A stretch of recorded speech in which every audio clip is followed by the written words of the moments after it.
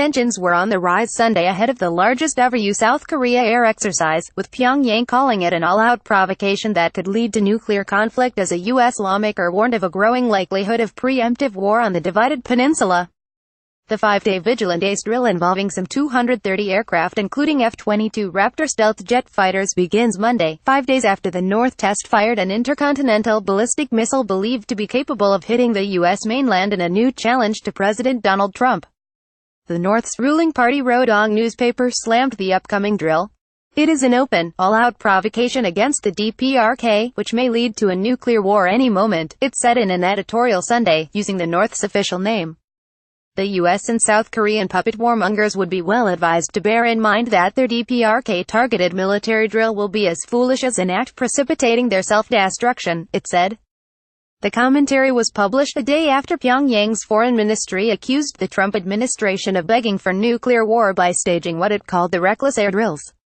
In Washington, meanwhile, an influential Republican lawmaker joined National Security Advisor H.R. McMaster in warning that time is running out on diplomatic efforts to rein in North Korea's nuclear and missile programs.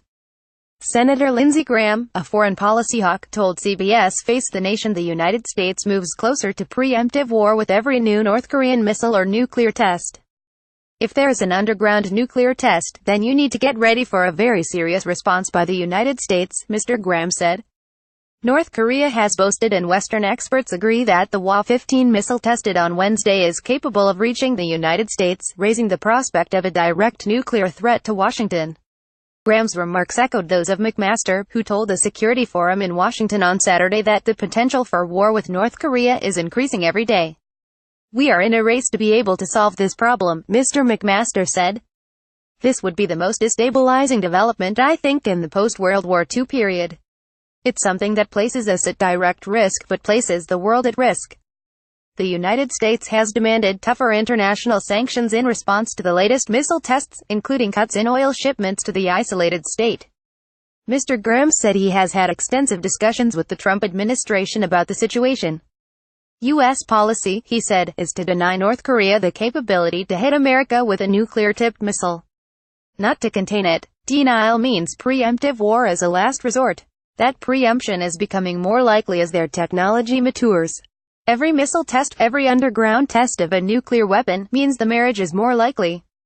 I think we're really running out of time. The Chinese are trying, but ineffectively, he said.